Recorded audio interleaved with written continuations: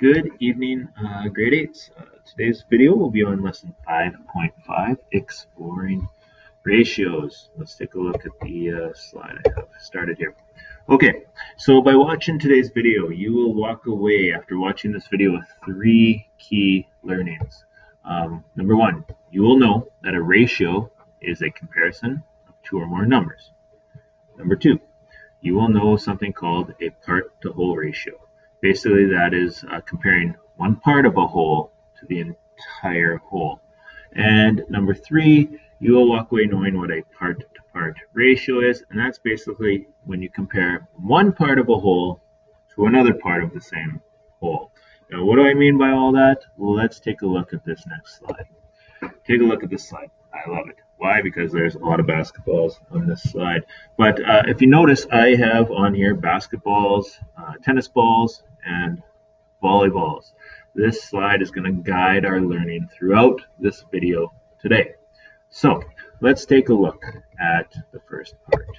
We want to do a part-to-whole two-term ratio. And we're going to do that by looking at these basketballs, or this slide of these different balls from different sports. So let's take a look here at a part-to-whole ratio. What a part-to-whole ratio is, so we're going to focus on one part of the whole group. So in this case, the whole group would be every one of these different balls. So how many balls are there in total on this slide? 1, 2, 3, 4, 5, 6, 7, 8, 9. So there are 9 total different athletic balls on this screen, and we will now go over here and we'll say, well, part to whole. So we will say, how many basketballs are part of the whole group? Well, 1, 2, 3, 4. So there is 4 basketballs, and there are 9 total balls. Now, how do we write that as a two-term ratio? Simple. We say that it was 4 to 9. And instead of saying, well, you could write it like this, actually. You could say 4 to 9 is one way you could write it. Or we could get rid of this TO here and just write 4 colon 9. It's as simple as that, 4 to 9. So if we go back here, there was 4 basketballs, 1, 2, 3, 4, compared to the 9 balls on the screen. And that is as simple as it gets. Part to whole two-term ratio. Cool thing we can do next, once we have a two-term ratio of part to whole, we can go like this. And we can say, hey, we can write that as a percentage. What if I said to you, hey, kids, what's the percentage of basketballs compared to the entire balls that were on the screen? Well, it was 4 to 9, or I can write that as a fraction. In this case, I'd write my 4. I can put my little sign right there, and underneath, I can write my 9, 4 to 9, and I know 4 to 9 is just a really fancy way of saying 4 divided by 9 is equal to 0.444. Multiply that by 100, and it tells me 44. So I can tell you that right here, I can write 44% of the balls on this screen are basketballs. Nearly half of the balls on that screen are basketballs. That's what I like to see as a basketball coach. Okay, so there you go. So there's a part to whole two-term ratio. It could work with, I could have said to you, tell me the ratio of tennis balls to the balls on the screen. And in this case, you would just count up the tennis balls, 1, 2, 3. You know, there's 9 total balls. So you would just say 3 to 9. Oops, I put an extra O there, 3 to 9. Or you could just say 3 to 9. It works. If you want to do a fraction, you just go 3 divided by 9. In this case, we'll erase this.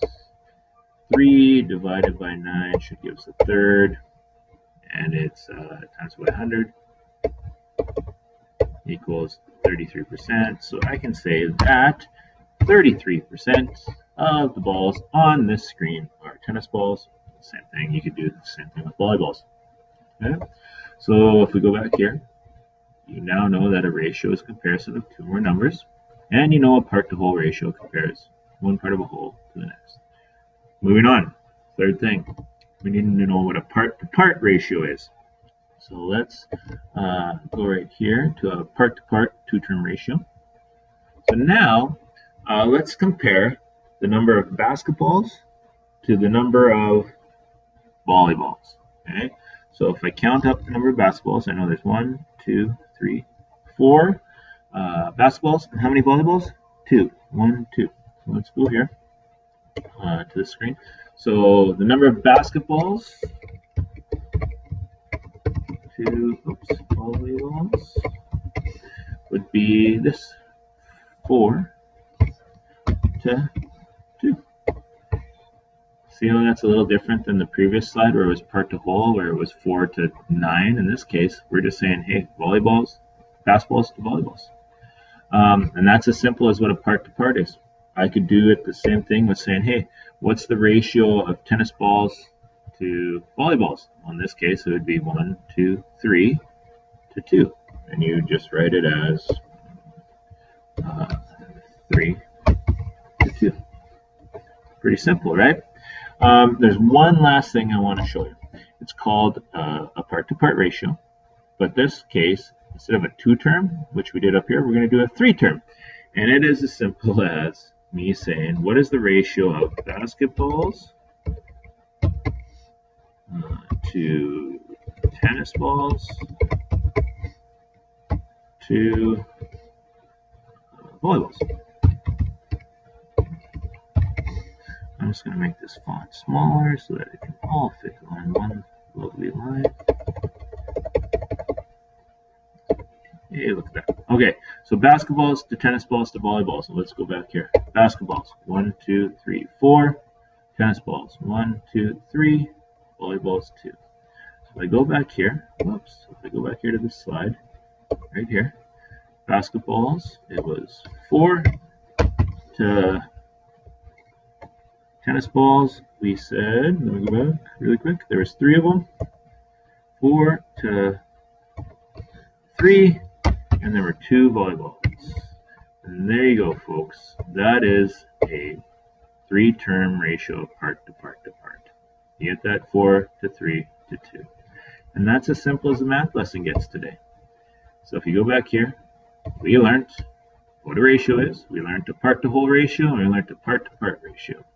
So one question for you to look at tonight before you come to class tomorrow, ready to learn more about ratios, is this question right here. What does the ratio 5 to 11 mean when looking at this picture of Smarties? These are Smarties over here. Think about it. What am I saying? What am I comparing when I say 5 to 11 when you look at this? So in your comments on Edmodo, just tell me what are the 2 things I'm comparing here. Where do I get the 5 from? Where do I get the 11 from? And answer it in the Edmodo. And we'll see you tomorrow at class. Have a great night. Talk to you later. Bye for now.